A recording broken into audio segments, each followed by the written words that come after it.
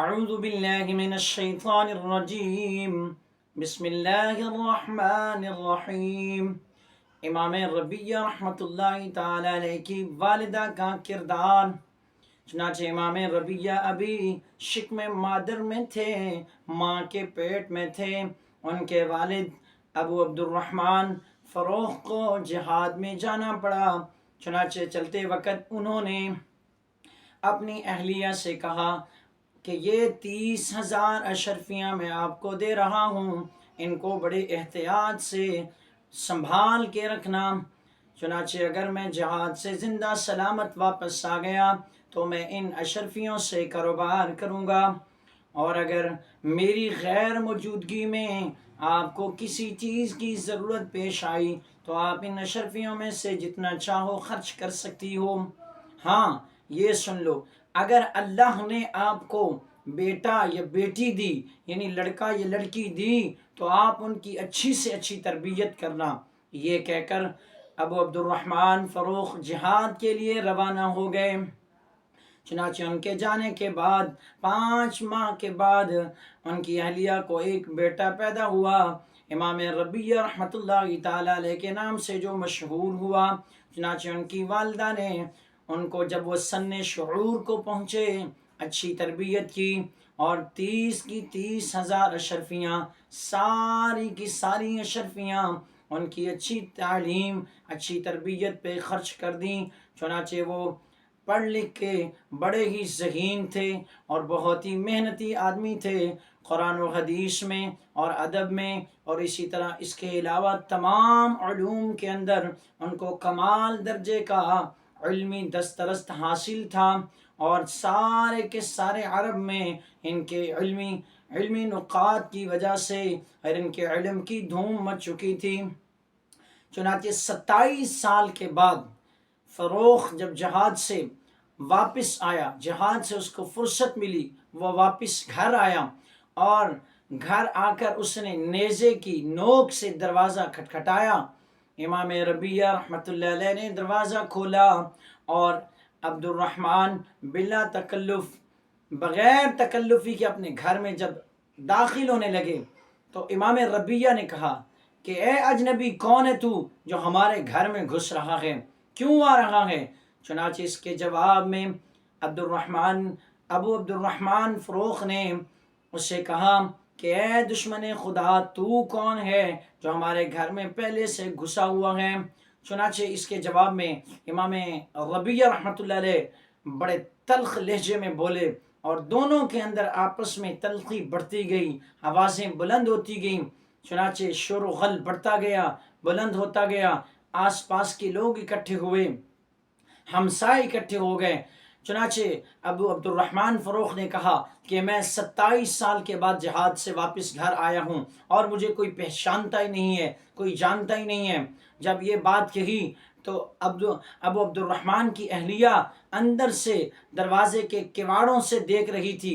انہوں نے امام ربیہ کے والد کو پہچانا اور اندر سے آواز دی کہ ابو عبد الرحمن فروخ اور امام ربیہ دونوں اندر آ جائیں۔ چنانچہ جب وہ دونوں کے دونوں اندر چلے گئے، اور ان کی والدہ نے، امام ربیہ رحمۃ اللہ علیہ کی والدہ نے بتایا اپنے شوہر کو کہ یہ آپ کا فرزند ہے جو آپ کے جانے کے بعد پیدا ہوا تھا، اور امام ربیہ رحمۃ اللہ تعالی علیہ کو بتایا کہ یہ آپ کے والد ہیں جو جہاد کے لیے گئے تھے اور 27 سال کے بعد گھر واپس آئے ہیں۔ جب دونوں باپ بیٹا آپس میں پہچان ہوئی، معرفت ہوئی، ملے اور خوب روئے۔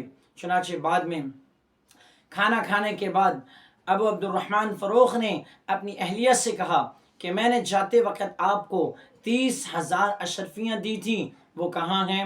چنانچہ اہلیہ نے کہا وہ 30,000 اشرفیاں میں نے محفوظ کر رکھی ہیں، آپ اطمینان رکھیں، آپ تسلی رکھیں، آپ آرام کریں۔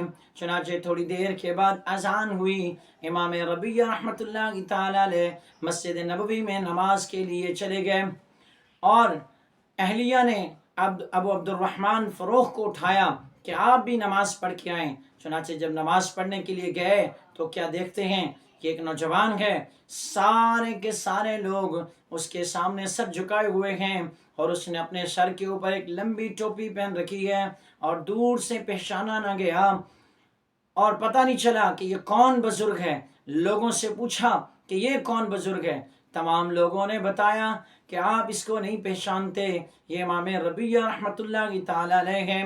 چنانچہ جب یہ سنا کہ امام ربیہ رحمۃ اللہ علیہ کہ اس کا نام امام ربیۃ الرائے ابی عبد الرحمن ہے، یہ سن کر بڑی خوشی ہوئی، اور خوشی کی وجہ سے آنکھوں سے آنسو جھلک پڑے، اور اللہ کا لاکھ لاکھ شکر ادا کیا کہ اے اللہ، تو نے میرے بیٹے کو اتنا بلند مرتبہ، اتنا بلند مقام عطا کیا، کہ اتنی عزت عطا کی، اتنی رفت عطا کی کہ آج سے پہلے میں نے کسی بھی بڑے سے بڑے آدمی کی اتنی عزت اور مقام مرتبہ نہیں دیکھا۔ چنانچہ جب گھر واپس آئے تو بیوی سے کہا کہ میں نے اپنے بیٹے کی اتنی عزت دیکھی، اتنا مقام بلند مرتبہ دیکھا کہ آج سے پہلے میں نے کسی بھی بڑے سے بڑے آدمی کو اتنا مقام اور مرتبہ اور اتنی عزت والا نہیں پایا جتنا میں نے آج اپنے بیٹے کو پایا۔ چنانچہ بیوی نے کہا کہ آپ کو اپنے بیٹے کی یہ بلند مرتبہ اور مقام بلند پسند ہے، یا پھر عزت، یا پھر وہ 30,000 اشرفیاں؟ تو جواب میں کہا کہ 30,000 اشرفیوں کے مقابلے میں میرے بیٹے کو اتنی عزت، مقام و مرتبہ ملنا یہ بہت بڑی بات ہے، اور اس کے مقابلے میں 30,000 اشرفیوں کی کوئی حیثیت اور وقت نہیں ہے میرے نزدیک۔ چنانچہ بیوی نے کہا پھر سن لے، میں نے وہ تیرے جانے کے بعد ساری کی ساری اشرفیاں تیرے بیٹے کی اچھی تعلیم کے لیے لگا دیں، اچھی تربیت پہ خرچ کر دیں۔ چنانچہ یہ سن کر بڑے خوش ہوئے، اور امام ربیہ رحمۃ اللہ تعالی علیہ اپنے وقت کے بڑے امام تھے، اور ائمہ تابعین میں سے ان کا نام آتا ہے۔ چنانچہ امام مالک رحمۃ اللہ تعالی علیہ، امام سفیان ثوری رحمۃ اللہ تعالی علیہ، امام اوزاعی رحمۃ اللہ تعالی علیہ، اسی طرح دوسرے ائمہ وقت امام ربیہ رحمۃ اللہ تعالی علیہ کے شاگرد تھے، لیکن امام ربیہ رحمۃ اللہ تعالی علیہ کو اتنا مقام، بلند مرتبہ اور عزت جو ملی، اس کے پیچھے حقیقتاً والدہ کا کردار تھا۔ اللہ تعالیٰ سے دعا ہے اللہ مجھے بھی، آپ کو بھی، اور بلکہ تمام عالم انسان کو ایسے نیک بننے کی توفیق نصیب فرمائے۔